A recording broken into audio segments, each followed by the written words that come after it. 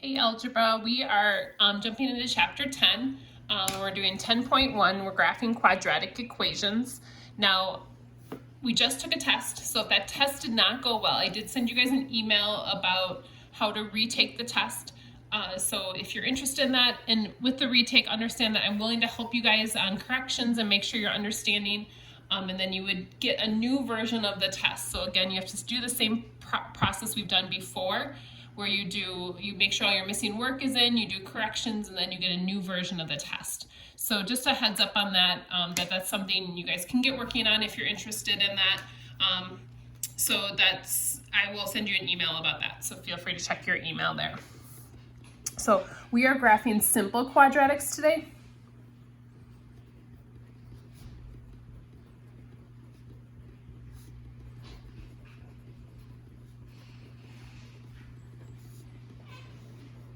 Now, if you guys recall, a quadratic looks something like this,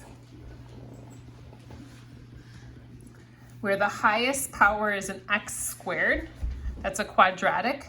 But we're doing simple quadratics today, so what we're going to be working on is something that looks more like this. And it's not going to look that much different.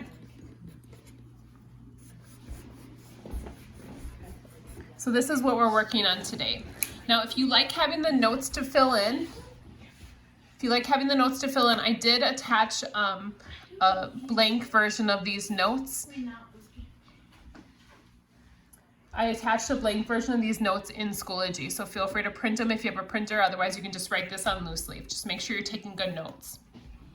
So we're working with something like this. This is considered a simple quadratic today. Now, this is what we call the standard form. And the graph we're going to be working with is called a parabola. So the graph, the shape of it is called a parabola. And so that what it ends up looking like is kind of like a smiley face. So it's a U, or it can be like an upside down, like a frowny face. Now, the way we can tell if the parabola is going to point up or down is based off the leading coefficient. And that leading coefficient is that A. So if A is positive, the graph is happy. So think about it as a happy face.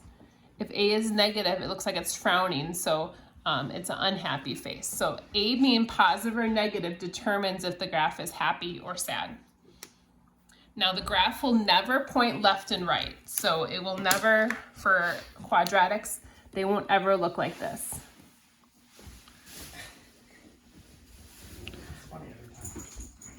Right? So they'll only point up or down. Now, what we're going to start with is something called the parent graph.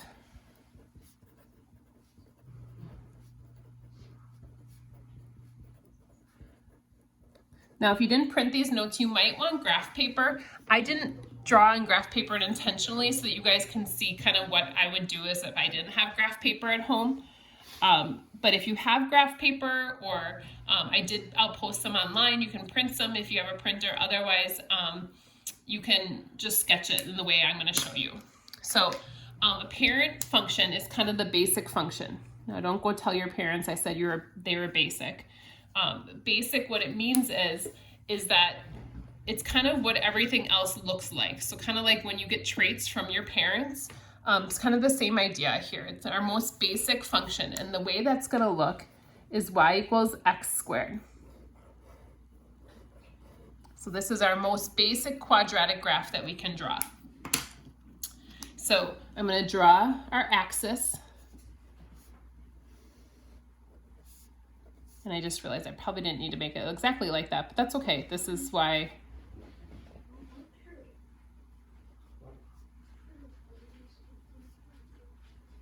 So what I did was I just did little tick marks all the way around. Again, if you have graph paper, it's awesome. It'll really help. If not, feel free just to draw something like this. Just try to be as accurate as you can.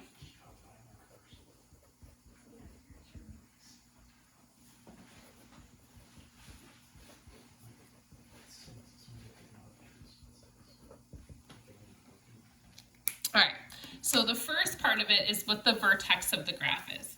The vertex is the center of the graph. Now the basic parent graph, the center is just going to be 0, 0. So the center of this graph is just going to be at 0, 0.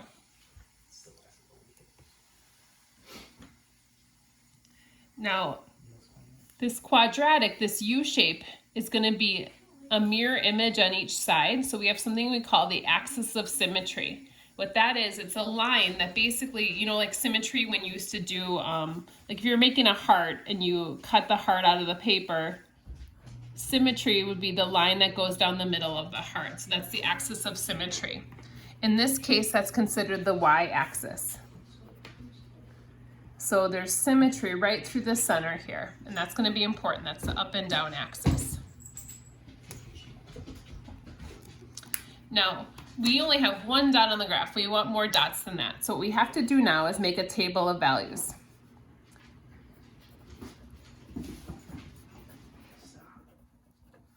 And when we make our table of values,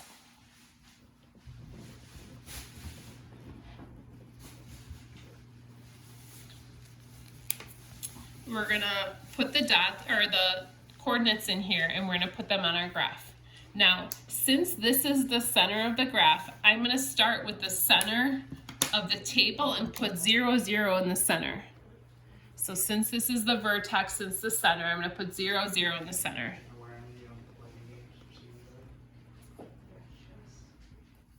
Now, I know there's symmetry around this graph, and so whatever happens on one side of the graph is also going to happen on the other. So I'm going to put numbers on here. I'm going to go up 1, 2. But if I went down, I'd go -1, -2. And so what I'm going to do with this x value is going to substitute into that equation up there. So if I put 1 in, I do 1 squared. 1 times 1 is just going to be 1. If I put 2 in, 2 to the second power is going to be 4. So I'm going to put these coordinate points up. So this is a coordinate point, 1, 1. This is 2, 4. I'm going to graph those on my graph over here. So 1, 1, 2, 1, 2, 3, 4. So again, this is going to have that shape, that parabola shape. But whatever happens on this side has to happen on the other side of the graph. So if I put -1 in, -1 squared is going to be a +1. -2 squared is going to be a +4. -2 times -2.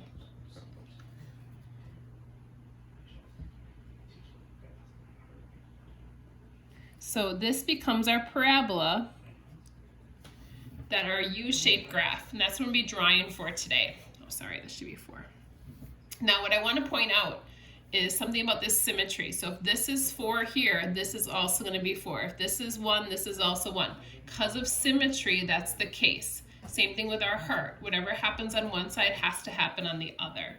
So understanding this table is going to be super helpful. Now, we're not exactly like our parents.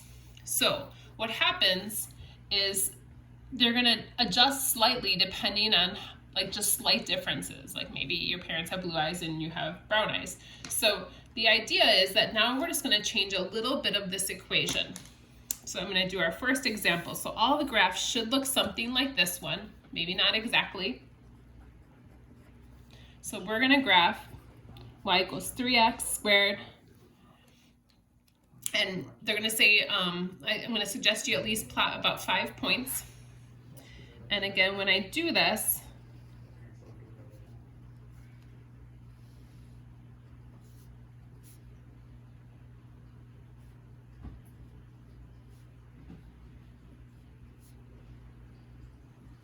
so again, just kind of sketching this.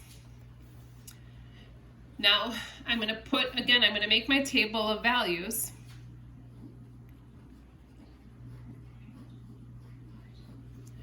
Now we should still start at 0. Our parent graph starts at 0 still. Now if I put 0 in here, again I put it in the middle.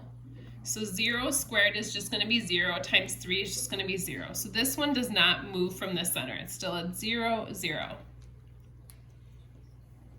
But now when I go to put values, again I'm using these same values. So 1, 2, -1, -2, kind of like when we were doing exponential graphs that we just use the same values all the time. But now when I go to put these values in for x, it's a little bit more work to do. So I'm going to start with 1 just because it's a little bit easier. 3 times 1 squared. So 1 squared is 1 times 3. You have to remember order of operations. So 1 times 3 is just going to be 3. So 1. So there's our first point. Now, if you recall, there's symmetry. So whatever happens on this side should also happen over here. So -1 should also be 3, because -1 squared is 1 times 3 will give me 3. Now if I do 2, 2 squared is going to be 4 times 3 is going to give me 12. Again, the same thing is going to happen up over here. Now 212 is really big, or really big off of my graph. It's tall. So what happens is I'm not going to be able to fit all my points on the graph because this is going to be a skinnier graph. So this one's a little bit wider, but this one's skinnier, and it's because of this 3 here. So I'm going to pause the video for now, and I'm going to jump to another example in the next video. So pause it just for time's sake.